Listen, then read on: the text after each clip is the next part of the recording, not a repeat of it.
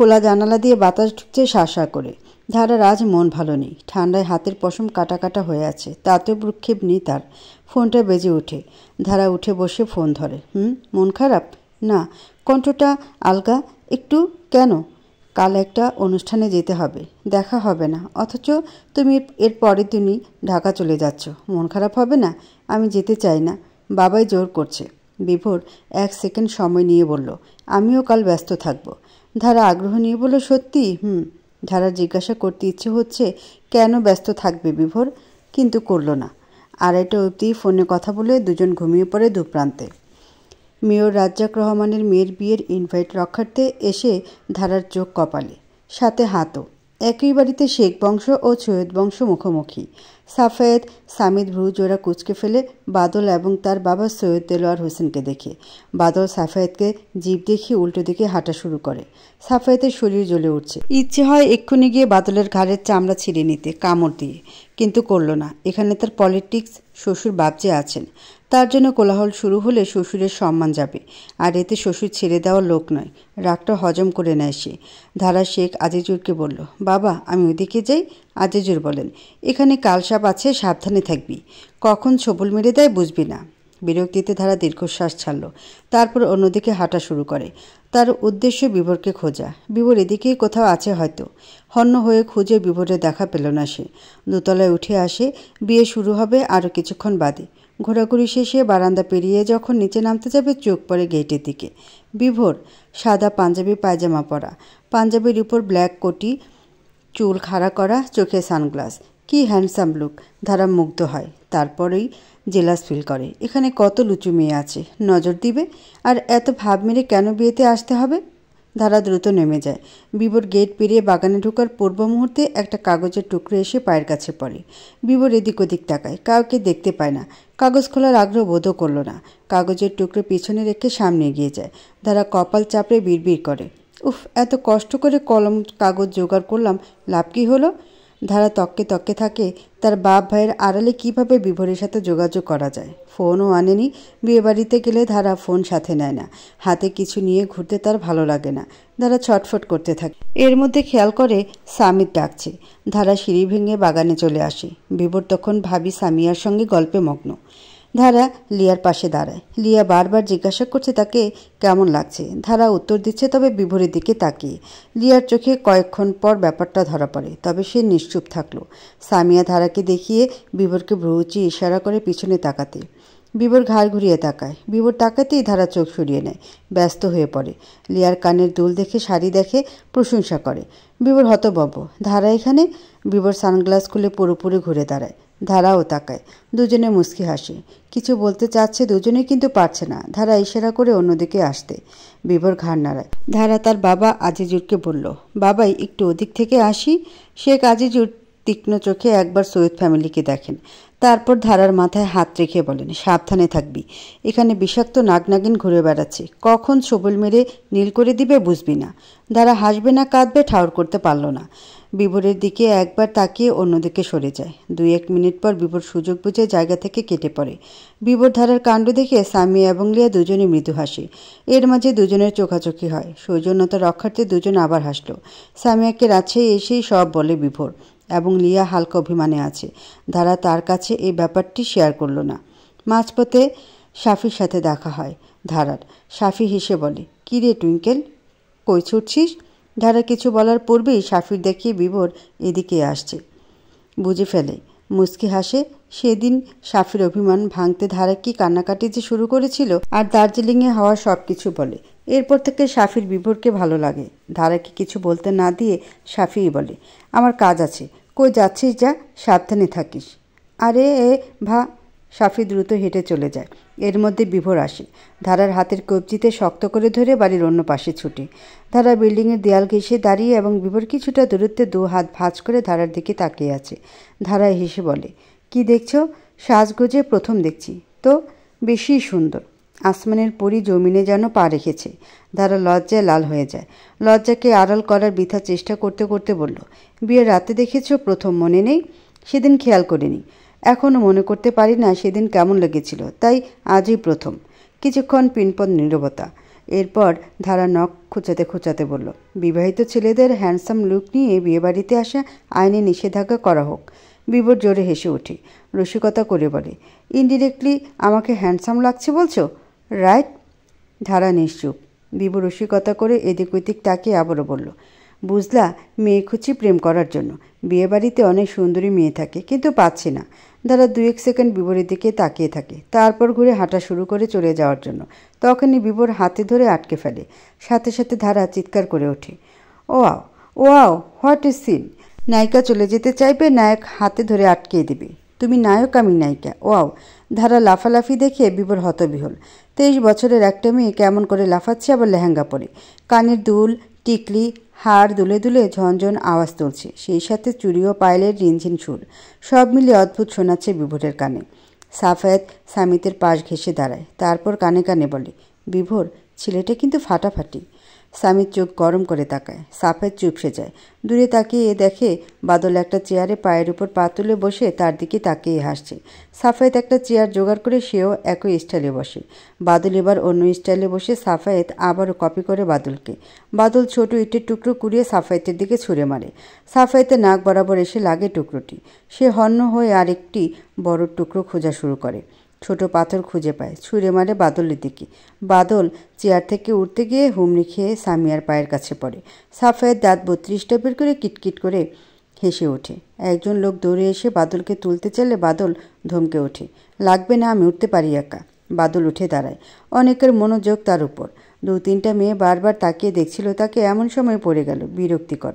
তবে সে প্রতিজ্ঞা করে সাফায়েতকে ছাড়বে না। নিজেকে স্বাভাবিক করে শান্ত ভঙ্গিতে দাঁড়ায়। বউ স্টেজে চলে এসেছে। বাদল নিজেকে স্বাভাবিক প্রমাণ করতে সামিয়ার সাথে কয়টা সেলফি তুলে। সাফায়েত বাদলের পাত্তা না পেয়ে অন্যদিকে মনোযোগ দেয়। তখনই বাদল একটা কাগজ কলম জোগাড় করে সেখানে লিখে, 2 দিন ধরে কিছু খাই না, 10টা টাকা ভিক্ষা দেন। এরপর কাগজটা একটা ওয়েটারের কাছে দিয়ে ওয়েটারকে সব বুঝিয়ে দেয়। বিনিময়ে 1000 টাকা দেয়। ওয়েটার সাবধানে কোল্ড কফি দেওয়ার বাহানা সাফায়েতের পিঠে কাগজটি লাগিয়ে আসে। বউর ভাইয়ের সাথে সেলফি তুলতে সাফায়েত স্টেজে উঠে তখনই আশেপাশের মানুষেরা খিলখিলিয়ে হেসে ওঠে। সাফায়েত ঠাউর করতে পারে না এদের হাসির কারণ, তাই নিজেও হাসে।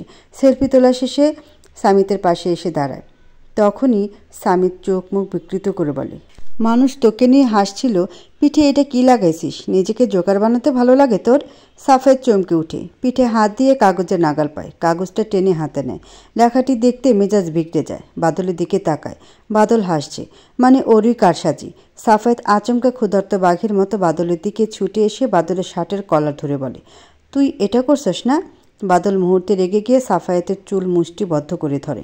সাফায়েতের মাথা ব্যথায় দপদপ করে ওঠে। বাদলের শার্টের কলার ছেড়ে 2 হাত বাদলের 2 কানে খামচে ধরে। শুরু হয় মহিষ লড়াই। বাদলের চাচাতো ভাই সৈয়দ, দেলোয়ার, শেখ আজিজুর, সামিত একে একে সবাই যুদ্ধে নেমে পড়ে। শেখ আজিজুর চেঁচিয়ে বলেন, হারামজাদা বাদুল্লা, আমার ব্যাটারে ছাড়, নইলে তোর 14 গোষ্ঠীরে জেলে পড়ে দিব। আমি একসময় খ্যাতিমান আইনজীবী ছিলাম, ভুলে যাস না। সৈয়দ দেলোয়ার হুঙ্কার ছাড়েন, বাপের বেটা হলে করে দেখা, জন্ম তো দিছিস কয়টা বেজাত বেটা বেটি। দেলোয়ারে আর একটাও কথা বলবি না, তুই চুপ থাক। বাদলের মা, তুমি আমাদের ড্রাইভার সুরুজের জুতাটা নিয়ে আসো, ওর জুতায় অনেক গন্ধ। সৈয়দ লাইলা আটকে ওঠেন। 2 ঘন্টা জার্নি করে বাড়িতে যেতে হবে। তিনি কাঁদো কাঁদো হয়ে বলেন, পারবো না। মুহূর্তে বিয়েবাড়িতে শুরু হয় কোলাহল, বিশৃঙ্খলা। সামিত ইতিমধ্যে কল করে পুলিশ ডেকে নেয়। সাংবাদিকরা মুহূর্তে সারা দেশে খবর ছড়িয়ে দেয়। মেয়রের মেয়ের বিয়ে, তাই তারা তককে তককে ছিল। 1-2 জন সাংবাদিক আরও রস মিশিয়ে বলছেন, মেয়রের বাড়িতে 2 পরিবারের সংঘর্ষ। আমাদের ধারণা এরা পাগলা গারদ থেকে মুক্তিপ্রাপ্ত আচরণ, তাই বলছে। এখন অবধি কেউ নিহত হয়নি, তবে খুব দ্রুতই হবে আশা করা যাচ্ছে। বিবর প্রায় অনেকক্ষণ যাবৎ এদের সামলানোর চেষ্টা করছে, কিন্তু পারছে না। বিবরের চাচাতো বড় ভাই আশফাক আর সামিতকে দেখে মনে হচ্ছে এরা কুস্তি লড়তে নেমেছে। বাদল এবং সাফায়েত সে যে চুলে আর কানে ধরেছে, ছাড়ার নাম নেই। সেই সাথে মুখে তো বিকৃত কথা আছেই। ধারার বাবা আর বিবরের বাবা বিরামহীনভাবে তর্ক করে যাচ্ছে। শিক্ষিত মানুষের এমন হয়, 3-4 জন ছাড়া কেউ আটকাতেও আসছে না। ভিডিও করাতে ব্যস্ত সবাই। সম্মানিত মেয়র সাহেব শিওর 2 ফ্যামিলির নামে মানহানির মামলা করবেন। গেটে পুলিশকে দেখে বিভোর সরে যায়। দূরে বসে 2 হাত মাথায় ঠেকিয়ে দীর্ঘশ্বাস ফেলে। সামিয়ার কাছে অনেকবার সে শুনেছে এই 2 পরিবার নিয়ে নাকি বিচারও হয়েছে, শপিং মলের সামনে এবং আরেকবার কাঁচা বাজারের সামনে। রক্তারক্তি কাণ্ড করেছে, তাই ধারা অসহায় দৃষ্টিতে বিভোরের দিকে তাকায়। চোখে তার হার মানা দৃষ্টি। বিভোর এত কিছু দেখার পরও ধারাকে ইশারা আশ্বস্ত করে, বলে সব ঠিক হবে। বাইরে ঝুম বৃষ্টি, আবহাওয়া বড্ড শীতল। বছরের প্রথম দিন বিধায় সাফির মিহিরকে সময় দিতে হচ্ছে। দুজন একটা কফি শপে বসে আছে। কথায় কথায় মিহির খুব সাবধানে প্রশ্ন করল, বাবু, তোমার বোন প্রেম করে যে ছেলেটার নাম কি? মুহতাসিম মাহতাব বিভোর। Nice name. তুমি না বলতা তোমার বোন প্রেম টেম করে না, আর কখনো করবও না। এখন ঠিকই করে। আচ্ছা, ওই জামাইয়ের সাথে ডিভোর্স হয়েছে বাবু? না, হয়নি। মেয়ের ঠোঁট উল্টিয়ে বলল, তাহলে এক হিসাবে তোমার বোন পরকীয়ায় লিপ্ত? সাফির হাসি খুশি মুখটা মুহূর্তে চুপসে যায়। চাপা সুরে রাগ নিয়ে সাফি বলল, কি বলছো? তুমি কাকে নিয়ে কথা বলছো? কার সামনে, বুঝতে পারছো? মেয়ের সাফির রাগ অগ্রাহ্য করে। সাফি আবারও ক্রোধ নিয়ে বলল, যে ছেলের সাথে প্রেম করে ওই ছেলেই ওর হাজব্যান্ড। মেয়ের কফিতে মাত্র চুমুক দিয়েছে, তখনই সাফির এমন কথাতে মুখ থেকে কফি ছিটকে সাফির শার্টে পড়ে। সাফির চোখ মুখ কুঁচকে ফেলে। মেয়ের বিস্ময় নিয়ে বলে, সে কি? সাফি কিছু বলল না। সে টিস্যু নিয়ে শার্ট থেকে কফি মুছতে ব্যস্ত। মেহের বলল, জামাইয়ের সাথে আবার প্রেম? দেখা হইল কই? সাফি বিরক্ত নিয়ে বলল, দার্জিলিং, আমার কাজিনের ফ্রেন্ড ধারার হাজব্যান্ড। মেহের প্রশ্ন করল, তোমাদের ফ্যামিলির সাথে তোমার বোনের শ্বশুরবাড়ির অনেক সমস্যা না? কি হবে আল্লাহ জানে। যখন ভাইয়ারা আর বাবা এসব জানবে। মেহের অবাক হবার ভান ধরে বলল, সে কি? জানে না ওনারা? তুমি বলনি? ধারা চায়নি, আর ওনারা মানবে না। মেয়ের হাত জোড়া ঘাড়ের কাছে ঠিকই আয়েসে ভঙ্গিতে বলল, ও, সারা রাত ফোনে কথা বলে সারাদিন ধারা ঘুমায়। এক সপ্তাহ হলো বিভোরের ঢাকা চলে যাওয়ার। এক সপ্তাহ বিভোর রাজশাহী ছিল। কত মধুর স্মৃতি দিয়ে গেল, যা ভেবে দিন কেটে যায় ধারার।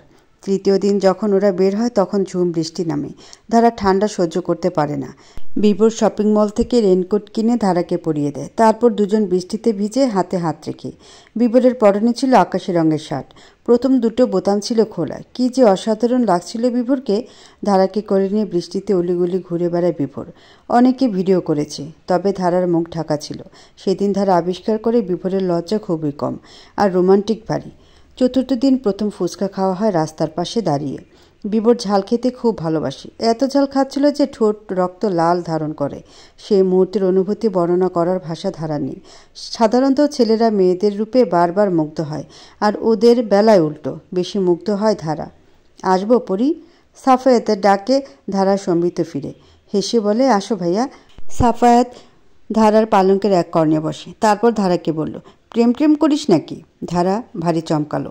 তারপর নিজেকে ধাতস্থ করে বলল, হঠাৎ এমন মনে হবার কারণ? সাফায়েত হেসে বলল, ইদানিং রাত 2টা-3টায় তোর রুমের সামনে দিয়ে যাওয়ার পথে ফিসফিসানি শুনতে পাই। আমি শিওর প্রেম করছিস। ধারা বুঝে যায় অস্বীকার করার পথ নেই। মিথ্যা কথা সাজাতেও পারছে না, তাই বুকে সাহস নিয়ে বলে, করি, বাট প্লিজ, কে সে জানতে চেয়েও না আপাতত। সময় হলে বলবো, প্রমিস। সাফায়েত ব্যথিত ভাব নিয়ে বলল, যাহ বাবা, আগে না করে দিলি। আমি আরও যাকে কাউকে ভালোবাসিস, এইটাই অনেক। এবার বিয়েটা হবে, খুব দ্রুত সময়টা নিয়ে আয়। অপেক্ষায় আছি তোর বিয়ের। ধারা হাসল। সাফায়েত উঠতে গিয়ে আবার বসে পড়ে। ধারার দিকে তাকিয়ে বলল, পরিটা যারে ভালোবাসছে সে কিন্তু অনেক লাকি পারসন। দেখতে এখন ইচ্ছে হচ্ছে, তবুও ধৈর্য ধরলাম। দ্রুত তার সাক্ষাৎ পাবো আশা করি। ধারা মাথা কাত করে বলল, অবশ্যই। সাফায়েত রুম থেকে বেরিয়ে যাবার পথে বলল, যত ইচ্ছে ফোনে কথা বল, বিল আমার। ধারা এবার জোরে হেসে ফেলে। সাফায়েতও হেসে বেরিয়ে যায়। এরপর মাইশা আসে ধারার সঙ্গে আড্ডা দিতে। গত এক সপ্তাহ আড্ডা দিতে পারেনি। পরিবারের সবার মন খারাপ ছিল। মেয়রের মামলাতে ফেসে যায় ওরা। মামলা নিয়ে অনেক কাহিনী হয়। সেসব সামলাতে গিয়ে পরিবারের প্রত্যেকটি সদস্য হিমশিম খায়। গতদিন সব ঠান্ডা হয়, মীমাংসা হয়। এলাকায় মুখ দেখানো দায় এখন। জানুয়ারি মাসের মাঝামাঝি সময় তখন। আকাশ আগুন রাঙা। সূর্য ডুবছে ধীরে ধীরে। ধারা এক পলকে তাকিয়ে আছে সূর্যের দিকে। সূর্যের চারপাশ আগুনের গোলার মতো জ্বলজ্বল করছে। ফোনে রিংটোনে ধারা সম্বিত ফিরে। ফোনের স্ক্রিনে দেখে বিভোরের নাম। ধারা রিসিভ করলো। হ্যালো, সারাদিন যে কল করনি? রাতে না আমাদের ঝগড়া হলো, তো কল কেন করব? বিভোর হাসলো। বলল, এখনও রেগে আছো? ধারা কিছু বলল না। বিভোর বলল, শোনো না, আজ কি হলো? আমার সিনিয়র অফিস কলিগ প্রপোজ করছে। বলেই বিভোর হো হো করে হেসে ওঠে। ধারা কোনো রিয়েক্টই করলো না। বিভোর হাসতে হাসতে বলল, ভাবো ব্যাপারটা। আমার অনেক বছরের বড়, বিবাহিতা, 15 বছরের মেয়ে আছে। স্বামী মারা গেছে 1 বছর হলো, আর উনি এখন আমাকে চয়েস করেছেন। ক্যান্টিনে হুট করে এসে হাঁটু গেড়ে বসে। কি বলে জানো? বলে, বিভোর, আমি তোমাকে বিবাহ করতে চাই, তুমি কি রাজি? বিভোর কয়েক সেকেন্ড এক নিঃশ্বাসে হাসল। ধারাও হাসছে বিভোরের হাসি শুনে। বিভোর হাসি কোনো মতে আটকে বলল, তখন মনে হচ্ছিল আমার কান দিয়ে ধোঁয়া বের হচ্ছে। তোতলিয়ে কোনো মতে বলি, আন্টি আমি বিবাহিত। বিভোর আবার হাসতে থাকে। ধারাও আওয়াজ করে হেসে ওঠে। ধারা বলল, ইস কত বড় ছ্যাঁকা, কিন্তু এত হাসির কি হলো? হ্যাঁ, তুমি ওনার ভালোবাসাকে অপমান করছো, ভালোবাসতেই তো পারে। বিভোর ধারার কথা শুনে আরও বেশি হাসতে থাকে। ধারা ব্রুকুচকে ফেলে। বিভোর বলল, এই আন্টিটা এর আগে আমার অফিসের কলিগ রাজীব আর প্রণয়কে প্রপোজ করেছে। ধারা চোখ মুখ খিচে বলে, কি ওনার কি মান সম্মান নেই? তোমার অফিসের বসই বা কেমন, এমন একজনকে অফিসে রাখলো কেন? বসের চাচাতো বোন তাই ডাকছি। ছোট থেকেই নাকি ওনার মাথায় গণ্ডগোল শুনছি। ও পাবনা জাতীয় কেস? বিভোর কণ্ঠে হাসি রেখেই বলল, যাই হোক আমার লাইফের স্মরণীয় প্রপোজ ছিল এটা। বলি বিভোর হাসা শুরু করে। ধারা বলে, আমি একটা কাহিনী বলি। বলো। তখন ক্লাস 9-এ পড়ি। সকাল 7টায় কোচিং করতে যেতাম। আমার ব্যাচে একটা ছেলে ছিল, নাম আসিফ। খুবই ব্রিলিয়ান্ট স্টুডেন্ট ছিল, সবসময় চোখে চশমা পরতো আর একটু বোকা ছিল। তো আসিফ আমার প্রেমে পড়ে, তাই আমার পাশে বসতো সবসময়। প্রত্যেক দিন সকালে এসে আমাকে ছন্দ বলতো। বিভোর আগ্রহ নিয়ে বলল, কীরকম? বলছি দাঁড়াও। আমার পাশে এসে বসে, চোখের চশমাটা ঠিক করে আমাকে গানের সুরের মতো ডাকতো, এই ধারা। আমি তাকাতাম। তখন কাচুমাচু হয়ে লাজুক ভঙ্গিতে বলতো, ঘুম ঘুম রাত শেষে সূর্য আবার উঠল হেসে, ফুটলো আবার ভোরের আলো, দিনটা তোমার কাটুক ভালো, শুরু হলো নতুন দিন, তোমাকে জানে গুড মর্নিং। ধারা হাসে, সাথে বিভোরও। এরপর ধারা বলল, কোচিংয়ের এক্সামে ফেল করি, তাই স্যার আবার পরীক্ষা নিতে চান একা আমার। আমি প্রস্তুতি নিয়ে আসি পরীক্ষা দিতে, তখন ওই আসিফ আমার সামনে এসে দাঁড়ায়। কাচুমাচু হয়ে মুখটা লজ্জায় টমেটো করে বলেছিল, আকাশের জন্য নীলিমা, চাঁদের জন্য পূর্ণিমা, পাহাড়ের জন্য ঝর্ণা, নদীর জন্য মোহনা, আর তোমাদের জন্য রইল শুভকামনা। ইনশাল্লাহ তুমি পরীক্ষায় পাশ করবা। বিভোর আর ধারা একসাথে হেসে উঠল। মুখে হাসি রেখেই বিভোর বলল, প্রপোজ করেনি কোনো দিন? না করেনি। কথাগুলো ভালোই মিলানো, ও বানাইতো। আরে না, বই থেকে মুখস্থ করে আসতো আমাকে পটাতে। আচ্ছা আচ্ছা, তো রাজকন্যার রাগ কমেছে? কীভাবে ভাঙবে? এভারেস্ট নিয়ে যাবা যদি বলো। গতকাল কত বোঝালাম তোমাকে, তুমি ঠান্ডা সহ্য করতে পারো না। বরফের পর্বত কেমনে জয় করবা? তুমি আছো না। আমি কিছুই করতে পারবো না ধারা, বুঝো না কেন? তোমাকে সাহায্য করতে পারবে একমাত্র শেরপা। কিন্তু এই প্রতিকূল রুখতে হবে তো তোমার। রুখবো। আর শেরপা কি? পর্বত শৃঙ্গের গাইড হিসেবে কাজ করে যারা, তাদের শেরপা বলে। এটা একটা উপাধি। ও কি সাহায্য করে ওরা? পর্বতের পথ দেখিয়ে দেয় আর অক্সিজেন সিলিন্ডার বহন করে। কিসের অক্সিজেন? কিছুই তো জানো না আর এভারেস্ট চড়ার জেদ ধরছ। এভারেস্টে অক্সিজেন সিলিন্ডার ছাড়া কোনো সাধারণ মানুষ থাকলে নিশ্চিত মৃত্যু। ওখানে অক্সিজেন নেই। আচ্ছা, শেরপা নিব গাইড হিসেবে। ধারা, পাগলামি করো না। গতকালও বলছি, আজও বলছি, আমাকে তুমি সাহায্য না করলে অন্য কারোর সাহায্য নেব। ভুল প্রশিক্ষণ নিয়ে মরতে যাব এভারেস্ট। বিভোর রাগে চিৎকার করে ওঠে, ফোন করবা না আর আমাকে। এর জেদ যদি না ছাড়তে পারো। বিভোর কল কেটে দেয়। ধারা হতবাক হয়ে যায়। বিভোর বকেছে, গাল বেয়ে জল নামিয়ে আসে। 10 মিনিটের মাথায় বিভোরই কল করে। ধারা রিসিভ করে, তবে কথা বলে না। বিভোর বলল, শোনো ধারা, কিছু কথা বলি, মনোযোগ দিয়ে শোনো। পর্বত চড়ার কিছু সাবধানী বাণী আছে, সেই সব সাবধানী বাণী অনেকেই মানে না এখন। এভারেস্টে চড়া যেন গাইড নিয়ে বেড়াতে যাওয়ার মতো হয়ে গেছে। স্বপ্ন, প্রশিক্ষণ আর অভিজ্ঞতা নিয়েই শৃঙ্গ জয় করতে বেরিয়ে পড়ছে অনেকে, আর এতে মৃত্যু কবলে পড়ছে অনেকে। কেউ কেউ কিছু পথ পাড়ি দিয়েই ফিরে আসছে। তুমি উপযুক্ত না এভারেস্টের জন্য, বোঝো একটু। আমি বিভোর ধারাকে থামিয়ে দিয়ে বলল, শোনো, পর্বতারোহী মিস্টার মুখার্জি বলছিলেন তিনি নিজে যখন এভারেস্টে জয় করে নিচে নামছিলেন তখন এক বিদেশি যুবককে দেখেছিলেন যুবথুবু হয়ে বসে আছে। যুবকটি নাকি নিচে নামতে ভয় পাচ্ছিল। মিস্টার মুখার্জি জিজ্ঞাসা করাতে ওই যুবক জবাব দিয়েছিল যে সে এভারেস্ট শৃঙ্গে চলেছেন ঠিকই শেরপার সাহায্যে, কিন্তু এখন আর নামতে পারছে না, কারণ ওই যুবক নাকি পর্বতারোহী নন, কয়েকদিনের প্রশিক্ষণ নিয়ে এভারেস্টে জয় করতে চলে আসছে। ভাবো তাহলে। আমি মার্চ এপ্রিলে বেরিয়ে পড়ব। হাতের সময় বড়জোর 2 মাস। 2 মাসে প্রশিক্ষণে হবে না। যত কঠিন প্রশিক্ষণই হোক আমি করব, তবুও প্লিজ সাথে নিয়ে চলো। বিভোর দীর্ঘশ্বাস ছাড়ল। কয়েক সেকেন্ড চুপ থেকে বলল, শুধুমাত্র ইচ্ছা আর চেষ্টা থাকলেই চলবে না ধারা। মাউন্ট এভারেস্ট চড়তে হলে মোটা অঙ্কের কিছু টাকাও সঙ্গে রাখা বাঞ্ছনীয়। টাকা বেশি না উড়িয়েও যাওয়া যায়, তবে সেটা রিস্ক। এভারেস্ট অভিযানের জন্য প্রত্যেক জনপ্রতি গড়ে প্রায় $40,000 বাংলাদেশি টাকায়, যা প্রায় 34 লক্ষ টাকা খরচ করতে হয়। অঙ্কটা বেড়ে অনেক সময় $1,30,000 বাংলাদেশি টাকায় 1,88,00,000 টাকা গিয়ে দাঁড়ায়। টাকার অঙ্কটা যতই বাড়বে সেখানকার ক্যাম্পিংয়ে ততই সুযোগ সুবিধা পাওয়া যাবে। একাধিক রুমের তাঁবু, ডাইনিং, সৌর বিদ্যুৎ, হট শাওয়ার, ব্যক্তিগত ডাক্তার। এখন বলো, এত টাকা কই পাবা? জানি তোমার বাপের ভাইয়ের অনেক টাকা আছে, ওরা দিবে এভারেস্টের জন্য। মিথ্যে বলে তো আর এত টাকা নিতে পারবা না। চেষ্টা করব, দিবে। তুমি শুধু রাজি হও। বিরক্তিতে বিভোরের কান্না করতে ইচ্ছে হচ্ছে। লম্বা করে দম নিয়ে বলল, বাপ ভাইকে রাজি করাও, আর মাসের শেষে দার্জিলিং যাবা প্রশিক্ষণের জন্য। আর এই সপ্তাহের মাঝে ঢাকা চলে আসো। তোমাকে বরফের ভেতর চেপে ধরে রাখবো। কেন? ঠান্ডা সইতে শিখতে হবে তোমার আগে। বিষে বিষক্ষয়। ঠান্ডাতে থেকে ঠান্ডায় থাকার অভ্যাস করবে। তারপর পর্বত। দিশারির বাসায় এসে উঠো। আমি যতটুকু পারি খালি হাতে কিছু টেকনিক শেখাবো। তারপর পর্বত যাবা নাকি যাবা না ভাববো। ধারা খুশিতে লাফিয়ে ওঠে। সত্যি? হুররে, আমি যাচ্ছি এভারেস্ট। যে না, উপযুক্ত মনে হলে তবেই সায় দেব। আমি উপযুক্ত হবই, দেখো। আচ্ছা, দেখব। আপাতত এই শীতের কনকনে ঠান্ডায় ঘরে বসে এভারেস্টের স্বাদ নিতে চাইলে দেখে নাও Jason Clarke, Robin Wright, Josh Brolin, Keira Knightley, Sam ওয়ারদিংটন, Jake, এদের অভিনীত সত্যি ঘটনার অবলম্বনে মুভি এভারেস্ট। অনেক কিছু বুঝতে পারবে। এভারেস্ট সম্পর্কে ভালো ধারণা হবে। ওকে। আর এই মাসেই নাকি দিশা আপু আর সায়ন ভাইয়ের বিয়ে। শিওর জানো না? জানি। গতকাল ফুপি কল দিল। বাবাই কথা বলেনি, দাওয়াত দিল, আর 11 দিন পর বিয়ে। বাবাই আমাকে আর ভাইয়াদের যেতে বলেছে। তাহলে তো হলি। বলো, দিশারি বলছি আগে আগে তোমাকে যেতে, একসাথে শপিং করবে বলে। আর আরও প্ল্যান আছে। ওকে। রাতের ডিনার শেষে ধারা বলল, আমি এভারেস্ট জয় করতে চাই। সাফায়েতের মুখ থেকে পানি বেরিয়ে আসে।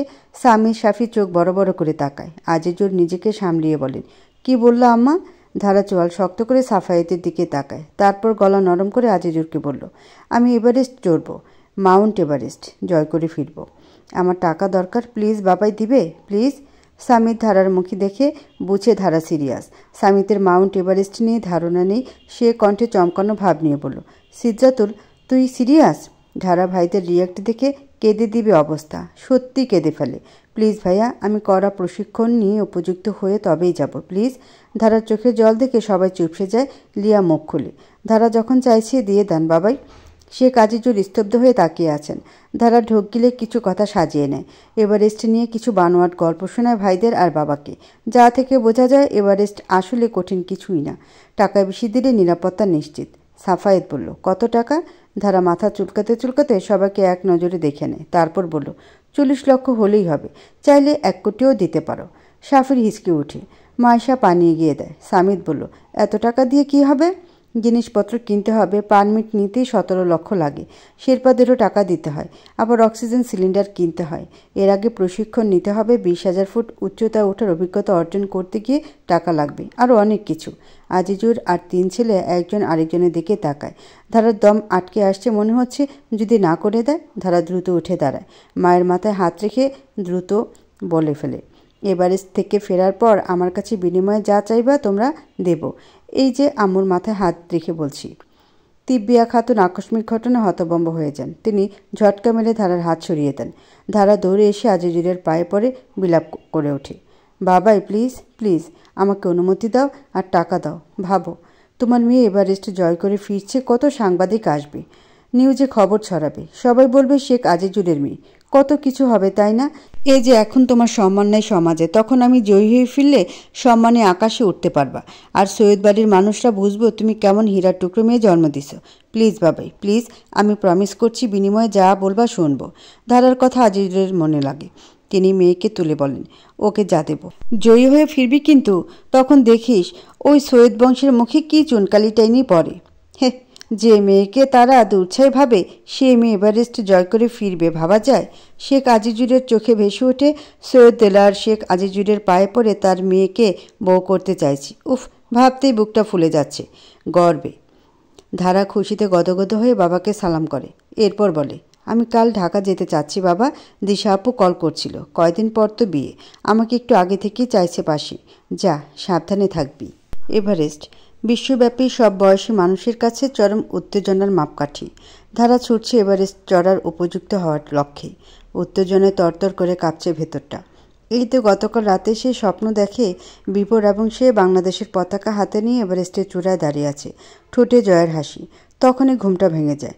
ট্রেন এসে থামে ঢাকা রেল স্টেশনে। ট্রেন থেকে নেমে বিভোরের মুখটা দেখতে পায়। এই মুখটা এত প্রিয়। ধারা লোকচক্ষু পরোয়া না করে দৌড়ে এসে ঝাঁপিয়ে পড়ে বিভোরের বুকে। বিভোর মৃদু হেসে জড়িয়ে ধরে। কয়েকজন লোক চোখে চোখে দেখছে।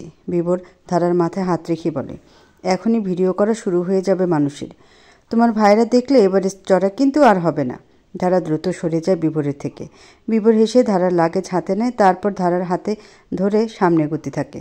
পথিমধ্যে তাদের অনেক কথোপকথন হয়। রিকশায় ওঠার পর বিভোর বলল, জিন্স ছেড়ে সালোয়ার কামিজ পরছো কবে থেকে? ধারা মৃদু হেসে চুল কানে গুজে বলল, কয়েকদিন। বিভোর সূক্ষ্ম চোখে ধারাকে দেখে আগাগোড়া। ধারা লজ্জা পাচ্ছে খুব, তাকাচ্ছে না সরাসরি। চুল খোলা। বিভোর কণ্ঠে অবাক ভাব রেখে বলল, চুল খোলা? ধারা অভিমানী কণ্ঠে বলল, কেন ভালো লাগছে না? বিভোর হেসে ধারার কোমর দুহাতে জড়িয়ে ধরে বলল, খুব। ধারা উত্তরে কিছু বলল না। বিভোর বলল, এত লজ্জা পাচ্ছ কেন? এমন লজ্জা তো 2 বার দেখাতেও পাওনি। ধারা চোয়াল শক্ত করে বলল, কচু পাচ্ছি। দিশারির বাড়িতে ধারাকে রেখে বিভোর ফ্ল্যাটে আসি। কাল থেকে ধারাকে নিয়ে নতুন করে শুরু করতে হবে নতুন যাত্রা। রাত 10টার দিকে কলিং বেল বেজে উঠল। বিভোর খাওয়া ছেড়ে দরজা খুলে দেখে ধারা লাগেজ নিয়ে দাঁড়িয়ে আছে। পিছনে দিশারি। বিভোর কিছু বলে ওঠার পূর্বেই ধারা গমগম করে বলে উঠল, বরের ফ্ল্যাট থাকতে ফুপির বাড়ি কিছুতেই থাকবো না।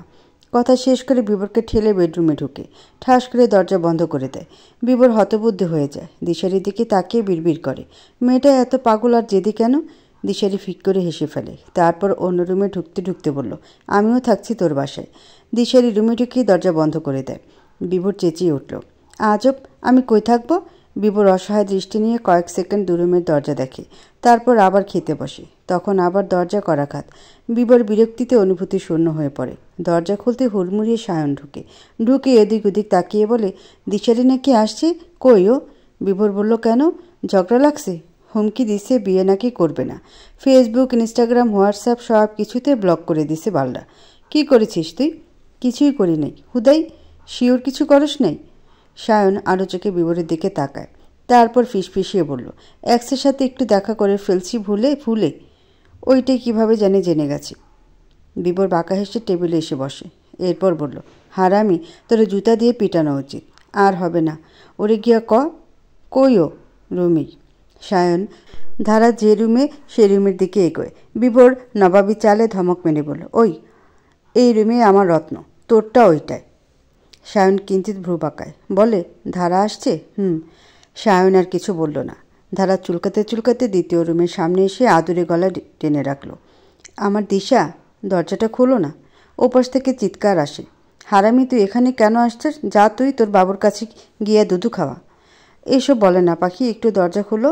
আর স্বামীকে তুই তুকারি করতে নেই পাখি, একদম ন্যাকামো করবি না। থাপড়াইয়া বাথরুম মুছার তেনা বানায়া দিমু। বিভোর জোরে হেসে ওঠে। বেডরুম থেকে ধারাও ফিক করে হেসে ফেলে। সায়নের শরীর জ্বলে ওঠে। নিজেকে সামলে বলল, আচ্ছা সমস্যা নেই, তবুও দরজা খোলো। দিশেরি দ্বিগুণ খেপে বলল, আর তুই কিসের স্বামী বললি? তোর সাথে আমার বিয়ে হয়েছে? হয় নাই তো, আর হবেও না। সায়ন কাঁদো কাঁদো কণ্ঠে বলল, সরি পাখি, আর হবে না। আমার দিশু ময়না, পাখি প্লিজ দরজা খোলো। বিভোর এক হাতে ভর করে সায়ন আর দিশারির কথা শুনছে আর মুচকে হাসছে। ফ্রিতে বিনোদন ঘুমাবার আগে স্বাস্থ্যের জন্য খুবই ভালো। দিশারি দরজা খুলতে সায়ন হুড়মুড়িয়ে রুমে ঢুকে দরজা বন্ধ করে দেয়। বিভোর উঠে দাঁড়ায়। আর চেঁচামেচি হবে না মনে হচ্ছে। সে বেডরুমে এসে দরজা করাঘাত করতে গিয়েও করেনি, সোফায় এসে শুয়ে পড়ে। সকালে ঘুম থেকে উঠে দেখে পাশের সোফায় সায়ন ঘুমাচ্ছে। রাতে হয়তো দিশারি বের করে দিয়েছে, তবুও বিভোর ডেকে বলল, কী রে, এখানে কখন এলি? সায়ন ঘুম ঘুম চোখে বলল, দিশারির সাথে থাকতে কেমন জানি হয় একটা। বিয়ে তো কয়দিন পরই, থাক না কয়টা দিন দূরত্ব। বিভোরের বুকে ভালো লাগার পরশ লাগে। সায়নের চুলে ঝাঁকি দিয়ে বাথরুমে ঢুকে। মানুষের কত রূপ! একটা প্লে বয়ের ধারণা এরকম হয়, ভালোবাসা কি না পারে। ভালোবাসার শক্তি অনেক, অনেক বেশি। ভালোবাসার প্রধান গুণ একটা মানুষকে চেঞ্জ করা। বিভোর অফিস থেকে ফিরেছে কিছুক্ষণ আগে। ধারা বাড়িতে থাকাকালীন মাইশার কাছে অনেক রান্না শিখেছে, বিভোরকে রেঁধে খাওয়াবে বলে। আজ তাই করলো। ভোরে বিভোরকে দিয়ে বাজার করিয়ে এনেছে। বিভোর বাজারের লিস্ট দেখে হতবাক হয়ে গিয়েছিল। এত রাঁধবে কে? অফিস থেকে ফিরে এত রান্না দেখে চোখ কপালে। দুপুরের ভোজন দারুণ হয়। এরপর দুজন বিছানায় বসে আলোচনা নিয়ে। বিভোর বলল, তোমাকে অনেক পরিশ্রম করতে হবে ধারা। আজ রাত 12টার পর ছাদে শীতের কাপড় ছাড়া থাকবে। বৃষ্টি হলে বেশি ভালো। সহ্য করতে হবে তোমাকে ঠান্ডা। মনে জোর রাখবে। বিষ দিয়ে বিষ তুলতে হবে তোমার। সহ্য ক্ষমতা বৃদ্ধি করতে হবে। এই ঠান্ডা এভারেস্টের ঠান্ডার এক অংশও না। কিন্তু এভারেস্টে তো ঠান্ডা রোদের জন্য আলাদা কাপড় পরাই থাকবে। অ্যাক্সিডেন্ট কি বলে কেউ হয়? তখন যদি ঠান্ডা সহ্য না করতে পারো? সিকিমে কি হয়েছিল? হুডি, জ্যাকেট, গাম বুট, হ্যান্ড গ্লাভস পরে থাকা সত্ত্বেও ঠান্ডায় অজ্ঞান হয়ে গেছো। সিকিম এভারেস্টের কাছে কিছু না, তুমি কি এভারেস্ট পানিভাত ভাবছ? আচ্ছা, যা বলবা তাই হবে। পরপর 2 দিন তোমাকে ঠান্ডা সইতে হবে। এরপর ট্রেকিং করতে হবে। ট্রেকিং? ট্রাভেলিং করো আর ট্রেকিং, বোঝো না? একা একা যে কোনো গ্রুপের সাথে যোগ দিয়ে জেলার বিভিন্ন প্লেস ঘুরি। এত সব জানার দরকার পড়েনি। শুনেছি অনেকবার, কি এটা জানতে আগ্রহ বোধ করিনি। এখন তুমি বলো। ট্রেকিং মানে পায়ে হাঁটা দীর্ঘ পথ, সেটা বনো পথ হোক বা পাহাড়ি পথ। পায়ে হাঁটতে হবে কতক্ষণ? 1 দিনের বেশি। ধারা ডোক গিলে বলে, এতক্ষণ হাঁটতে হবে? বিবর মুচকি হেসে বলল, আরও কঠিন ব্যাপার আছে। তাই বলছি এভারেস্টে যাওয়া বাদ দাও। এভারেস্ট তো হেঁটেই জয় করতে হবে, তাই না? সেটা সম্ভব না। এতদিন জেদ ধরে বললেও এখন কেমন একটা নেশা ধরে গেছে। প্লিজ, যেতে চাই। বিবর ধারার দিকে তাকায়। ধারার চোখে মুখে অদম্য ইচ্ছে স্পষ্ট। বিবর বলল, আচ্ছা, মনোবল বাড়াও। অনেক পথ পাড়ি দিতে হবে তোমার। ট্রেকিং নিয়ে বিস্তারিত কাল বোঝাবো। আজ বাইরে চলো, ঘুরে আসি। কি পরবো আমি? শাড়ি এনেছ? পরো তাহলে। তুমি পাঞ্জাবি পরো? পরতেই হবে। ধারা মাথা নাড়ায়। বাসায় ফিরেছে ওরা সন্ধ্যায়। ফিরেই দুজন গভীর ঘুমে তলিয়ে গেল। রাত 12টার পর জেগে থাকতে হবে। বিবর অ্যালার্ম দিয়ে রেখেছে 10:30-এর। ঠিক 10:41-এ বিবরের ঘুম ভাঙে। রাতের ডিনার প্রস্তুত করে ধারাকে টেনে তুলে। ধারা শীতে কাঁপছে, কম্বল ছেড়ে উঠতে চাইছে না। বিবর খাইয়ে দেয়। খাওয়া পর্ব শেষ হয় 11:50-এ। বিবর সব গুছিয়ে এসে বলল, ছাদে চলো। ধারা উঠে বসে। মোটাসোটা একটা জ্যাকেট পরে বিবরের মায়া হয়, তবুও চোয়াল শক্ত করে বলল, এ কি, জ্যাকেট পরছো কেন? খুলো। ধারা নরম গলায় বলল, খুব ঠান্ডা যে। ধারা, তোমাকে ঠান্ডা সইতেই ছাদে যেতে বলছি, চাঁদ দেখতে নয়। এভাবে কঠিন সুরে কথা বলছো কেন? আমি তোমার বর নই এখন। শিক্ষক মনে করো, তাহলে ভালো শিক্ষা গ্রহণ করতে পারবে। খুলো জ্যাকেট, নয়তো এভারেস্টে যাওয়ার চিন্তা বাদ দাও। ধারা গোমট মুখ করে জ্যাকেট খোলে। সাথে সাথে ঠান্ডায় শরীরের পশম কাটা কাটা হয়ে ওঠে। ধারার শরীর কেঁপে ওঠে। বিবরের গায়ে পাতলা কাপড়ের একটা শার্ট। সে ঠান্ডা সইতে পারে, তবে ধারার কাঁপুনি দেখে কেন জানি ভেতরটা কেঁপে ওঠে। ধারার কাছাকাছি আসে। ধারার 2 গালে হাত রেখে কণ্ঠ নরম করে বলল, খুব কষ্ট হবে ধারা, ছেড়ে দাও না। ধারা নিজের জায়গায় অটুট থেকে বলল, আমি যাব। বিবর সরে দাঁড়ায়। কঠিন সুরে বলে, আসো। ছাদের এক কোণে ধারা দাঁড়ায়। পরনে ফতুয়া আর ট্রাউজার, চুল খোপা করা। বিবর কেমন স্যার ভাব নিয়ে বলল, 3 ঘন্টা এখানে থাকবে। ছাদের নিচে যাওয়ার চেষ্টাও করবে না। আমি রুমে যাচ্ছি। ভূত তো ভয় পাও না, তাহলে একাই থাকো। বিবর ঘুরে দাঁড়ায়। আবার তাকিয়ে বলল, মনে জোর বাড়াও। ভাবো তুমি এক যুদ্ধে নেমেছ, জয়ী হতেই হবে। শীতের প্রকোপকে বুড়ো আঙ্গুল দেখিয়ে দাও।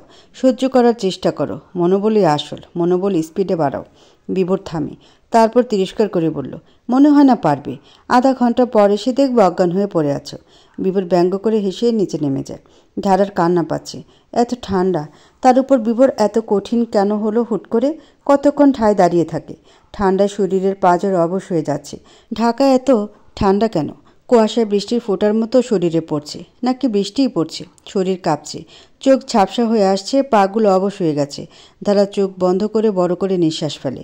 মনোবল বাড়াতে হবে। সে ছাদে হাঁটা শুরু করে বিড়বিড় করে, ঠান্ডা লাগা যাবে না। দুনিয়াতে ঠান্ডা বলতে কিছু নেই। আমার ঠান্ডা লাগে না। যা যা ঠান্ডা, যা। ভয় পাই না তোকে। যা যা।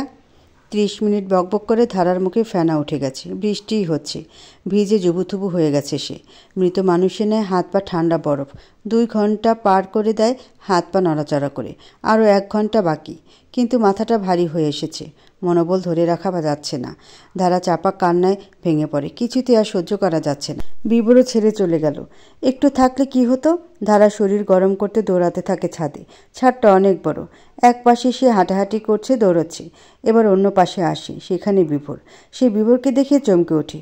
বিবর রেলিংয়ে হেলান দিয়ে তার দিকেই তাকিয়ে আছে। কখন আসলো? যখন অন্য পাশে গেল ধারা, তখন হয়তো এসেছে। ধারা পাত্তা দিল না। আবার এসে নিজের জায়গায় দাঁড়ায়। দাঁতে দাঁত লেগে গেছে ঠান্ডায়। 3 ঘন্টা পূর্ণ হতে আরও 20 মিনিট বাকি। তখনই ধারার শরীর অবশ হয়ে আসে পুরোপুরি। বিবর দ্রুত এগিয়ে আসে। ধারাকে 2 হাতে জড়িয়ে ধরে বুকের সাথে। ধারা অনুভব করে বিবরের শরীরটা অনেক ঠান্ডা। কতক্ষণ হলো মানুষটা ছাদে এসেছে? ধারা চোখ তুলে বিবরের দিকে তাকায়। বিবরও তাকায়। বিবরের চোখ দুটি লাল। ধারা কাপা হাত বিবরের গালে রেখে বলল, কেঁদেছো কেন তুমি? কথার সাথে ধারা নিঃশ্বাস আঁচড়ে পড়ে বিবরের মুখে। বিভোর ঠোঁটে হাসি টেনে বলে, কই না তো। তোমার গলাটাও কাঁপছে। কাঁদছিলে কেন? বিভোর আচমকা ধারাকে শক্ত করে বুকের সাথে জড়িয়ে ধরে। জোরে নিঃশ্বাস নেয় কান্না আটকাতে। সে কখনো কাঁদে না সহজে। ধারা বিভোরের পিঠে হাত বুলিয়ে বলল, এখন আর কষ্ট হচ্ছে না আমার? এত বড় ছেলে কাঁদে, হ্যাঁ? বিভোর ভাঙা ভাঙা গলায় বলল, আমার সামনে শীতে কাঁদছিলে। কেমনে সহ্য হবে আমার?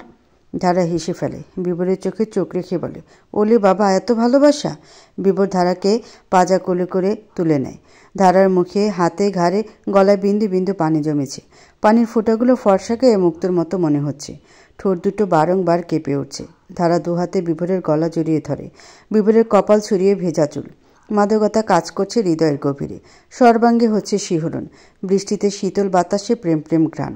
আচ্ছা, প্রেমের ঘ্রাণ আছে? বিভোর ঠোঁট ধাবিত করে ধারার দিকে। ফ্ল্যাটে এসে ধারাকে নামিয়ে দেয়। ধারা লজ্জায় চুপসে গেছে।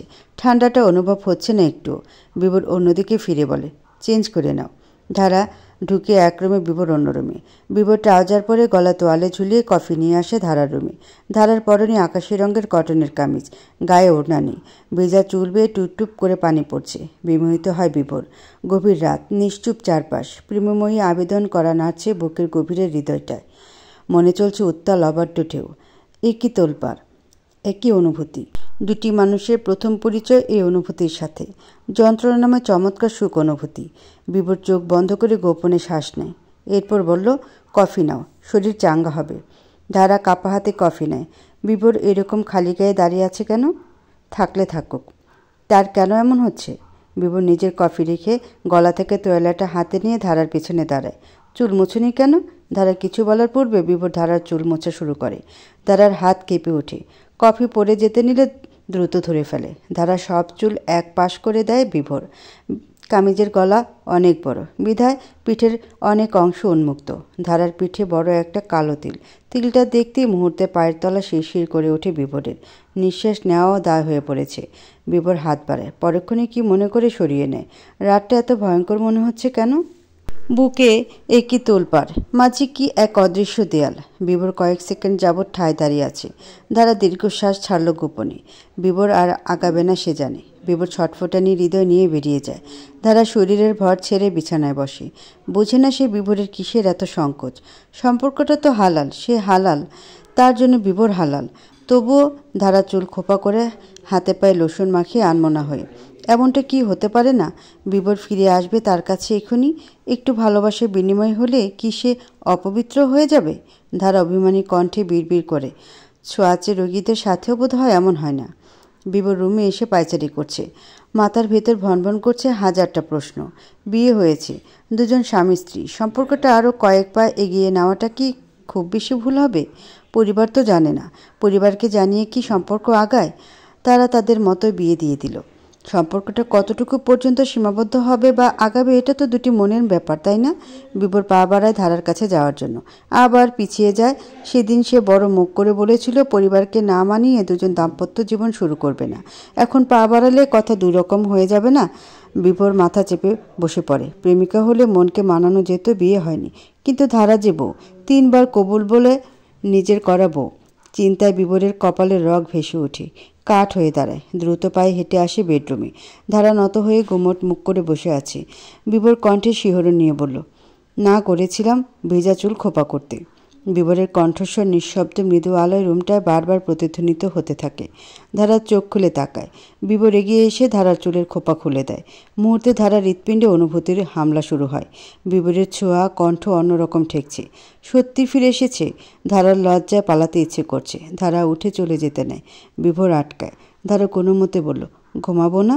বিভোর পিছন থেকে ধারার কোমর 2 হাতে পেঁচিয়ে ধরে। ধারার ঘাড়ে চিবুক রেখে বলল, এক রাত নির্ঘুম কাটালে কিছু হবে না।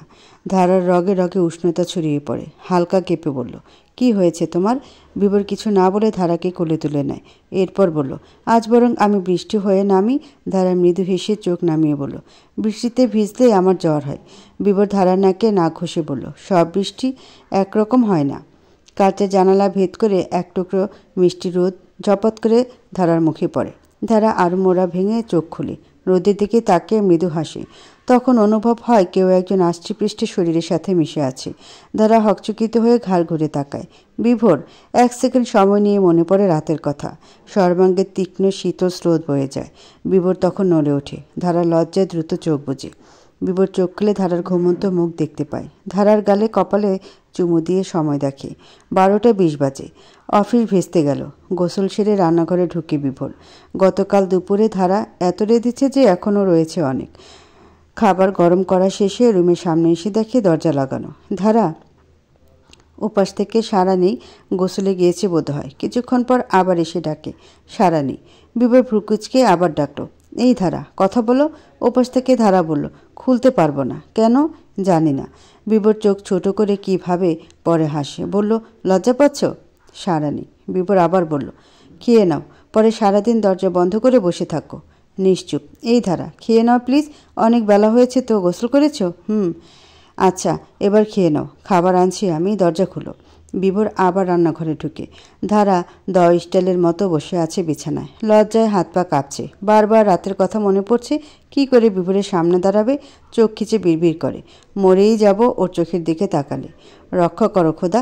বিভোর খাবার নিয়ে এসে দেখে দরজা লাগানো।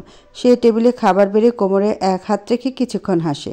ধারা জেদি একরোখা, এক কথা বের হবে না, দরজাও খুলবে না। বিভোর বলল, আমি বের হচ্ছি ধারা, তুমি খেয়ে নিও। বিভোর দরজায় আওয়াজ করে যাতে ধারা বুঝে সে বেরিয়ে গেছে। এরপর পা টিপে অন্য রুমে এসে চুপটি মেরে বসে থাকে। মিনিট 10 পর বেডরুমের দরজা খোলার আওয়াজ পায়।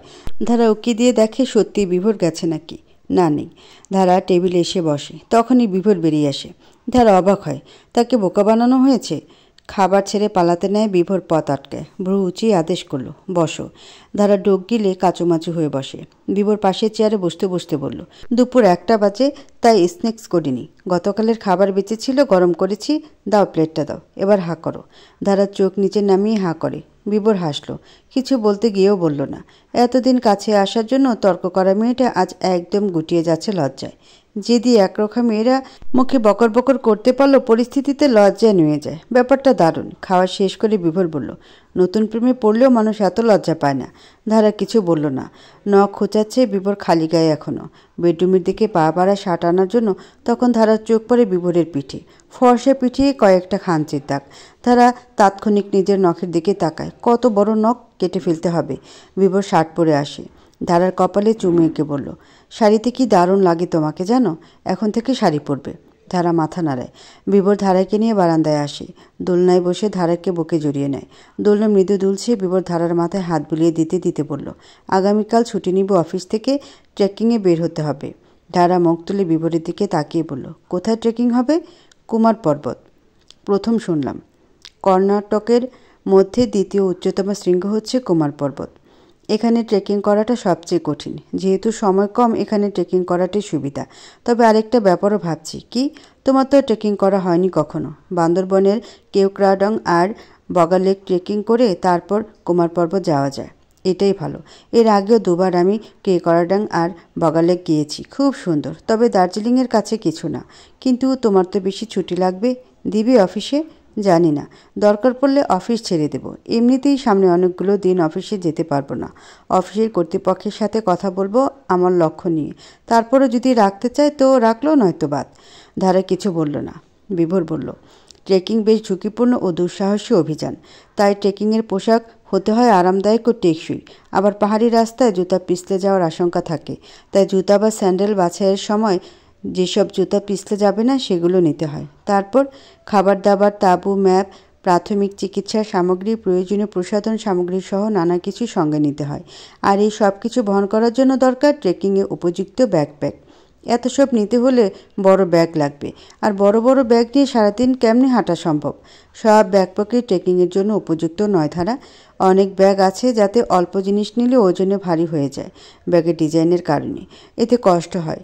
যেসব ব্যাগে বুকে এবং কোমরের বন্ধনী থাকে সেই সব ব্যাগে অনেক জিনিস নিলেও শরীরের উপর চাপ কম পড়ে।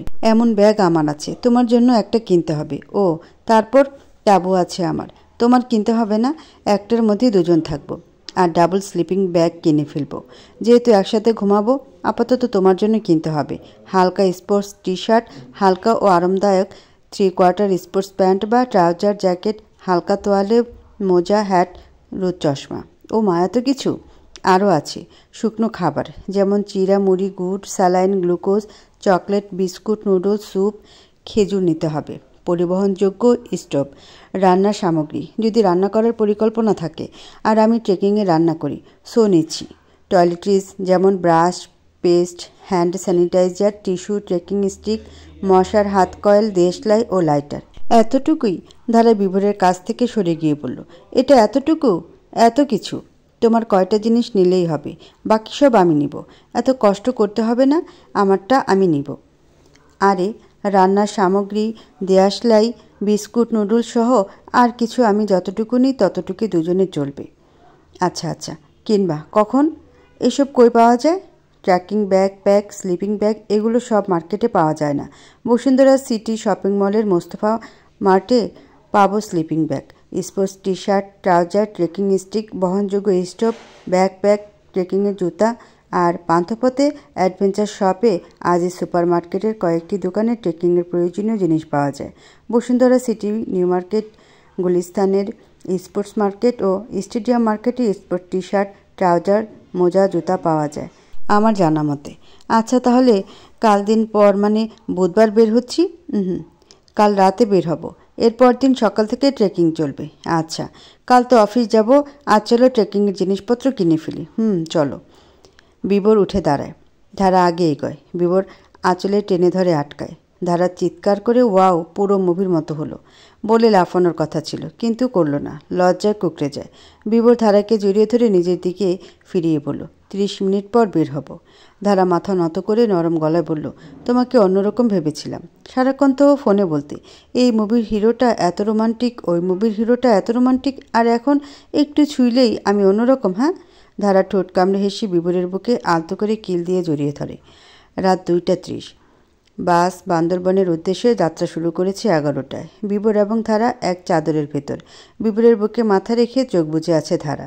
দার্জিলিং যাওয়ার পথে দুজন দুশ্চিন্তা ছিল, আর আজ কতটা কাছে। কিছুক্ষণ পরপর ধারা চোখ খুলছে। বিবর নিচু সুরে বলল, ঘুমাও। এভাবে আর কতক্ষণ বুকের সাথে চেপে রাখবে? বিরক্তি লাগছে না? বিবর ধারার কপালে চুমু এঁকে বলল, মনে হচ্ছে দুনিয়ার সবচেয়ে সুখী মানুষটা আমি। ধারা মৃদু হাসল। বিবরের চোখের চাহনিতে এত নিশা।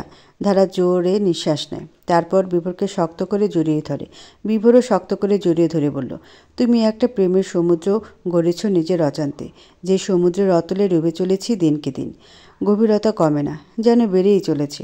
ধারার বুকে নাম না জানা অনুভূতির উত্তাল ঢেউ বয়ে যায়। আরও শক্ত করে খামচে ধরে বিভোরকে। ছেড়ে দিলে যেন উড়ে যাবে এত প্রেম, এত ভালোবাসা। বাসে প্রায় মিনিট 20 ধরে একটা বাচ্চা কাঁদছে। বিভোর শুরু থেকে খেয়াল করছে। একজন বৃদ্ধার কোলে বাচ্চাটি, সামনের সিটে একজোড়া যুগল। কথাবার্তা বোঝা গেল বাচ্চাটির পিতা মাতা এরাই। বৃদ্ধা এদের কি হয়? বাচ্চাটিকে বৃদ্ধার কাছে গুছিয়ে দিয়ে নিজেরা ঘুমোচ্ছে। বৃদ্ধার হাবভাব দেখে বোঝা যাচ্ছে তিনি অনেক কষ্টে আছেন, সামলাতে পারছেন না বাচ্চাটিকে। বিবর ধারাকে আস্তে করে ডাকলো, ধারা। ধারা বিবরের বুক থেকে মুখ না তুলেই বলল, বাচ্চাটিকে নিয়ে আসবো আমাদের কাছে। ধারা মুখ তুলে তাকায়। বিবর আঙ্গুলে ইশারা করে বাচ্চাটিকে দেখায় আর বলে, ওনার হয়তো খুব কষ্ট হচ্ছে বাচ্চাটিকে রাখতে। ধারা কিছু না ভেবে বলল, ওকে। ওনাকে কি বলে সম্বোধন করব? আন্টি না দাদু? তোমার চেয়ে দ্বিগুণ বয়স মনে হচ্ছে, দাদুই ডাকো। বিবর গলাটা খ্যাক করে পরিষ্কার করে হাত নাড়িয়ে ডাকলো, হাই বেবি। বাচ্চাটি সহ বৃদ্ধা তাকায়। বিবর হাসে, তারপর বলল, আসসালামু আলাইকুম দাদু। বৃদ্ধা কিছুটা ভরকে গেল। এত বড় দামড়া ছেলে এমন হেসে কথা বলছে কেন? তিনি জোরপূর্বক হাসি টেনে বলল, ওয়ালাইকুম আসসালাম। বিভোর বলল, বেবিটার নাম কি? খুব কিউট তো। ইমদাদুল বিভোর। বিভোর ধারা চমকায়। ধারা বাচ্চাটির দিকে তাকায়। ঠোঁট দুটো রক্তের মতো লাল, বিভোরের মতো। ধারা বলল, আপনার হয়তো কষ্ট হচ্ছে বাচ্চাটিকে রাখতে, আমার কাছে দেন, গল্প করি ওর সাথে। বৃদ্ধা দ্বিধায় পড়ে। সামনের সিটে থাকা বাচ্চাটির মাকে ডেকে জিজ্ঞাসা করলো, দিবে নাকি? সে অনুমতি দেয়। বিভোরের আগে ধারা বাচ্চাটিকে কোলে নেয়, চাদরের ভেতর নিয়ে বলল, হাই ছোট বিভোর। উত্তরে বাচ্চাটি অপলক চেয়ে রইল ধারার মুখের দিকে। বিভোর তাকিয়ে দেখছে আর হাসছে। ধারা কেমন উৎফুল্ল হয়ে উঠেছে বাচ্চাটিকে নিয়ে। ধারা বাচ্চাটিকে আবার বলল, কি দেখছো? বাচ্চাটি ভাঙা ভাঙা গলায় বলে উঠল, মাম্মা। ধারার ভেতরটা নড়ে ওঠে। বাচ্চাটিকে এত আপন লাগছে কেন? বিবরের নামের সাথে এবং ঠোঁট ও গায়ের রঙের সাথে মিল বলে হয়তো। ধারা বাচ্চাটিকে বুকের সাথে মিশিয়ে জড়িয়ে ধরে। বিবর দুহাতে বাচ্চাটি সহ ধারাকে জড়িয়ে ধরে বলল, কি হয়েছে? ধারা বিভোরের চোখের দিকে তাকিয়ে বলল, খেয়াল করেছ তোমার ঠোঁট আর ছোট বিভোরের ঠোঁট একদম একরকম। বিভোর হাসল, বলল, আমার জন্মের আগে আম্মা আব্বা চেয়েছিল একটা সুন্দরী মেয়ে হোক, হয়ে গেছি আমি। তবে ঠোঁট লাল ছিল আর গায়ের রং ছিল ধপধপে, চোখের পাপড়ি ছিল ঘন। আমাকে মেয়ে বলে চালানো যেত। জন্মের পর 3 দিন আম্মা আব্বা যখনই আমাকে দেখত মগ্ন হয়ে দেখত, বিভোর হয়ে দেখত, তাই নামও রেখে দেয় বিভোর। তবে বড় হওয়ার সাথে সাথে ওসব সৌন্দর্য চলে গেছে। ধারা হাসল, বলল, বাচ্চাটিকে আমার খুব আপন লাগতেছে, পুরো যেন তুমি, ছোট বিভোর। বিভোর রসিকতা করে বলল, তোমার জায়গায় যদি দিশারি হতো ও কি বলতো জানো? কি বলতো? বিভোরে, এ বাচ্চাটা তোর মতো দেখতে কেন? ওর মায়ের লগে তোর কি সম্পর্ক? বাচ্চাটিকে নিয়ে এখনই হসপিটাল চল, আমি ডিএনএ টেস্ট করাবো। ধারা জোরে হেসে উঠল, সাথে বিভোর। যাত্রী কজনের ঘুম ভেঙে যায়, উৎসুক হয়ে তাকায়। বাচ্চাটির মা বাবাও জেগে যায়, দেখে তাদের বেবিও হাসছে। বিভোর চারপাশ দেখে ধারাকে চাপা সুরে হেসে বলল, সবাই তাকিয়ে আছে, হাসির আওয়াজ কমাও। ধারা কোনো মতে হাসি আটকায়, যে যার মতো আবার চোখ বুজে। বাচ্চাটির মা বাবা হঠাৎ আনমনা হয়ে গেল। ধারা বিভোরের মতো কখনো নিজেদের বাচ্চাকে কোলে নিয়ে আড্ডা দেওয়া হয়নি, হাসাহাসি করা হয়নি। অথচ বিয়েটা প্রেমের ছিল, বাচ্চা নিয়েছিল অনেক স্বপ্ন। বাচ্চাটির মা বিভোরকে বলল, ভাইয়া, বিভোরকে দিন। ধারার মুখটা চুপসে যায়। বিভোর বাচ্চাটিকে এগিয়ে দেয়। ধারা মুখ গুমট করে বিভোরের বুকে মাথা রাখে। ধারার গায়ে চাদরটা ভালো করে টেনে দিয়ে ফিসফিসিয়ে বলল, এভারেস্ট থেকে ফিরে একটা ছোট বিভোর আর ধারা ঘরে নিয়ে আসবো, প্রমিস। ধারা হেসে শক্ত করে জড়িয়ে ধরে বিভোরকে। বিভোর বলল, ছোট বিভোর হবে লাল ঠোঁটের অধিকারী আর ছোট ধারা হবে শয়তানের নানি। ধারা চোখ চোখা করে বলল, কি বললাম? আরে বলছি মানে ওই তো, বিয়ে ঠিক করলেই তোমার মতো পালাবে। ধারা আহ্লাদিত হয়ে বলল, এভাবে পালাতে পালাতে যেন তোমার মতো একটা বিভোরের দেখা পায়। আরে বা, ছেলেও চাও বিভোরের মতো, মেয়ের জামাইও? এসব কিছুই হবে না, বিভোর এক পিসি হলে কি ভাবরে? বিভোর হেসে ধারার নাকে নাক ঘষে বলল, ওলে কি মিষ্টি রে। দুজনই হেসে উঠল। সকাল 6টায় বান্দরবান পৌঁছে ওরা। বান্দরবান থেকে এবার যেতে হবে রুমাবাজার। বান্দরবান থেকে রুমাবাজারের দূরত্ব 48 কিলোমিটার। রুমাবাজার পৌঁছে কেওক্রাডাং যাওয়ার জন্য প্রথমেই গাইড ঠিক করে নিতে হয়। গাইড নেওয়া বাধ্যতামূলক। গাইড সমিতির রেজিস্টার্ড গাইড আছে, তেমন কাউকে ঠিক করে নিতে হবে।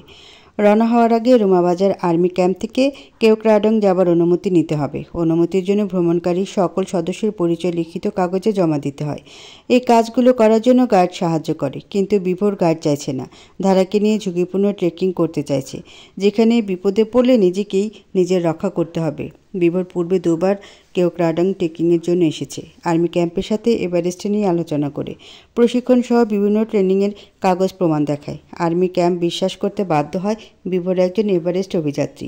সে নিজেকে সহ অন্য যে কাউকে এই সামান্য পর্বত থেকে রক্ষা করতে সক্ষম, তাই গাইড ছাড়া ছেড়ে দেয়। রুমাবাজার থেকে বগালেকের দূরত্ব 17 কিলোমিটার। 4 ঘন্টা জার্নি করে ওরা বগালেক পৌঁছে। বগালেক পৌঁছে সেখানের আর্মি ক্যাম্পে রিপোর্ট করে একটা রিসোর্ট নেয়। ফ্রেশ হয়ে খেয়ে বারান্দায় এসে বসে। চোখের সামনে সবুজের সমারোহ। ধারা বলল, ট্রেকিংয়ে বের হব কবে? কালই বের হই। আজ একটু ঘোরাফেরা করি, কাল দিন রাত ট্রেকিংয়ে থাকবো। আজ খুব ক্লান্ত, আমি পারবো। তুমি পারবে না, তোমাকে টানতে হবে। এর চেয়ে রেস্ট নাও আজ। আচ্ছা, বিভোর বলল, আজকের বাকি দিনটা আর রাতে আমাদের হানিমুন ধরে নাও। কথা শেষ করে বিভোর চোখ টিপে। ধারা নাক লাল হয়ে আসে, উঠে চলে যায় ভিতরে। বিভোর হাসে। যেদিন মেয়েদের এত লজ্জা হয়।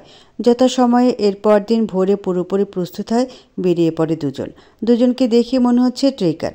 পায়ে হেঁটে কেওক্রাডাংয়ের চূড়ায় পৌঁছাতে হবে। মোটামুটি বেশ খারাপ পাহাড় আছে পথিমধ্যে। মিনিট 30 হাঁটার পর বৃষ্টি নামে। অনেক ট্রেকাররা আর উপরে উঠল না, নিচে নেমে যেতে শুরু করে। বিভোর ধারাকে নিয়ে অন্য পথ ধরে, যেখানে ঝোপঝাড় বেশি। ধারা বলল, ভালো রাস্তা রেখে এসব ঝোপঝাড় ভেঙে কেন যাচ্ছি? বিভোর চোয়াল শক্ত করে বলল, যা বলি করো, আর আমাকে অনুসরণ করো। হাঁটতে পারছি না তো হাতটা ধরো না। কোনো রকম সহযোগিতা পাবে না, মনের জোর বাড়াও, ভাবো তোমার পাশে কেউ নেই। ধারা চুপ হয়ে যায়, বড় করে দম নিয়ে বিভোরকে অনুসরণ করে। বিভোর হাতের লাঠি দিয়ে ঝোপঝাড় সরিয়ে সামনে এগোচ্ছে। একটু বৃষ্টি, তার উপর এত ঝোপঝাড়, যদি সাপ আসে। ধারা আটকে ওঠে ভেতরে ভেতরে। পায়ের স্পিড কমে যায়। বিভোর ঘুরে তাকায়, দেখে অনেকটা দূরে ধারা। বিভোর কঠিন স্বরে ডাকলো, ধারা, এভাবে হাঁটলে হবে, দ্রুত হাঁটো। ধারা দৌড়ে আসে। বিবরের সাথে তাল মিলিয়ে হাঁটতে থাকে। মাঝে মাঝে আরও চোখে বিবরকে দেখে। বৃষ্টির পানিতে ভিজে চুল কপাল ঘুরে দিয়েছে। ধারা কাচুমাচু হয়ে বলে, কি হট মাইরি? বিবর তীক্ষ্ণ চোখে তাকিয়ে বলল, কিছু বললে? ধারা মাথা নাড়ায়, তারপর বিড়বিড় করে, ট্রেনিং দেওয়ার সময় এমন ভান করে যেন আমি কেউ না। উফ, এমন একটা জায়গায় কই একটু চুমা দিবে তা না, খালি ধমকাধমকি। বাড়ি ফিরি তখন খামচে লাল করে দিব আমার সাথে এমন করার জন্য। ঘণ্টাখানেক পর ধারা করে আর্তনাদ করে উঠল। বিবরের বুক ধক করে কেঁপে ওঠে। ফিরে তাকায়। একটা উঁচু গাছের কাঁটাযুক্ত ডালের আঘাতে ধারার গাল ছিঁড়ে গেছে, রক্ত আসছে। বিবর দৌড়ে এগিয়ে আসতে গিয়েও আসেনি। ঢোক গিলে ধারার কষ্ট হজম করে নেয়। বলে, এদিকে আসো। ধারা কাঁদতে কাঁদতে এগিয়ে আসে। বিবর তুলা বের করে রক্ত মুছে স্যাপ্রন লাগিয়ে দেয়, তারপর গ্লুকোজ গুলে খাইয়ে দেয়। আবার যাত্রা শুরু করে। ধারা অবাক হয়। বিবর এত স্বাভাবিক, কোনো পার্থক্য দেখল না তার কষ্ট দেখে। এত কঠিন হওয়া খুব প্রয়োজন। প্রায় 3 ঘন্টা পর ওরা চূড়ায় এসে পৌঁছে। ধারা খুশিতে লাফাতে থাকে, যেন এভারেস্টে জয় করেছে। বিবর ধারার খুশি দেখে মৃদু হাসে, তারপর এগিয়ে এসে ধারার গালে হাত রেখে বলল, ব্যথা হচ্ছে আর? ঠিক হয়ে যাবে, আসো বসি, খেয়ে নিই। 30 মিনিট সময় নিয়ে শুকনো খাবার খেলো দুজন। তারপর বিভোর বলল, পুরো দিন বাকি, পাহাড়ের ওই সাইড দিয়ে নামি চলো। ওদিকটা একদম খাড়া, খুবই কষ্টকর ট্রেকিং হবে তোমার জন্য। সময় লাগবে 5-6 ঘন্টা। পারবো ইনশাল্লাহ। বিভোর ধারাকে আগে নামতে বলল। ধারা নামতে গিয়ে অসাবধানতার জন্য পিছল খেয়ে চিৎকার করে পড়ে যায়। দ্রুত দুহাতে মাটি আঁকড়ে ধরে। মুহূর্তে বিভোরের হৃৎপিণ্ড বন্ধ হয়ে যায়। এই বুঝি ধারা পড়ে গেল। ধারা চেঁচাচ্ছে, আমি আর ধরে রাখতে পারছি না, মাটি পড়ে যাব। উঠে আসো ধারা, আমি সাহায্য করব না, তোমাকে নিজে উঠে আসতে হবে। ধারা দাঁতের দাঁত চেপে চেষ্টা করছে, কিন্তু পারছে না। শরীর অবশ হয়ে আসছে, ঝুলে থাকা সম্ভব হচ্ছে না। পড়ে গেলে নির্ঘাত মৃত্যু। কাঁদো কাঁদো হয়ে বলল, প্লিজ সাহায্য করো। ধারা, চেষ্টা করো। তোমার পায়ের কাছে পাহাড়ের যে মাটিটুকু, সেটা পা দিয়ে আঁকড়ে ধরো। শরীরে জোর বাড়াও। তারপর 2 হাত ধরে রাখা মাটিকে আরও শক্ত করে ধরে ধীরে ধীরে শরীর উপরে তোলার চেষ্টা করো। ধারা 2 পা নাড়িয়ে মাটি খুঁজে 1 সেকেন্ডে পেয়ে যায়। জুতা দিয়ে মাটি আঁকড়ে ধরার চেষ্টা করে, সফল হয়। পরক্ষণে আবার পা ছুটে যায়। ধারা চিৎকার করে ওঠে। বিভোরের কলিজা শুকিয়ে যাচ্ছে। সাহায্য করা যাবে না। আবার ধারা যদি সত্যি পড়ে যায়? বিভোর বলল, যদি আমি সাহায্য করি এভারেস্টে যেতে দেওয়া হবে না, রাজি? ধারা বিভোরের কথায় শূন্য চোখে তাকায়। এরপর চোখ বুজে 2 পায়ের জুতার গোড়া দিয়ে মাটি শক্ত করে আঁকড়ে ধরে। ধারা ভাবে, এখন উপরে উঠবো নয় মরব। 2 হাতের নিচে থাকা মাটিতে খামচা ধরে পা দিয়ে মাটিকে ঠেলে উপরে ওঠার চেষ্টা করে। 2-3 বার ব্যর্থ হয়। 4 বারের সময় উঠে আসে। শরীরের শক্তি ততক্ষণে শেষ। হেলিয়ে পড়ে বিভোরের বুকে। বিভোরের ধারার মাথাটা কোলে নিয়ে বোতল থেকে পানি ঢালে মাথায়। শরীর গরম হয়ে গেছে ধারার। ভেজা মাটিতে নোংরা হয়ে গেছে জামা কাপড়। এত যে তবুও যাবে। বিভোর চুলে আলতো করে হাত বুলিয়ে দিতে দিতে বলল, কিছু সময় নাও, ঠিক হয়ে যাবা। মিনিট 20 পর পানি খেয়ে যাত্রা শুরু হয় নিচে নামার। ধারা বিভোরের সাহায্য ছাড়া নিজেকে বাঁচিয়ে রাখার চেষ্টা করে যাচ্ছে আপ্রাণে। কারাযুক্ত বিভিন্ন গাছে হাত পা লেগে ছিঁড়ে যাচ্ছে। হজম করে নিচ্ছে ধারা সব কষ্ট। বিভোর চোখ কান খোলা রাখে। কখন না ধারা ছুটে যায় পর্বত থেকে। 2 ঘন্টা নামার পর ধারা আর পারছে না।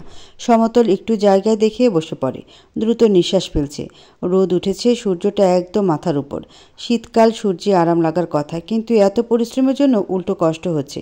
বিভোর স্যালাইন, গ্লুকোজ, বিস্কুট বের করে ধারাকে খাইয়ে দেয়। ধারার নিঃশ্বাস স্বাভাবিক হয়ে আসে। 2 জন ব্যাকপ্যাক কাঁধে নিয়ে নামতে থাকে। প্রতিমধ্যে ধারা খুবই দুর্বল গলায় বলল, আমি আর পারছি না। কথা শেষ করার 5 সেকেন্ড পর ধারা শরীরের ভার ছেড়ে দেয়। পাহাড়ের ঘাস, গুল্মলতা থেকে হাত সরে যায়।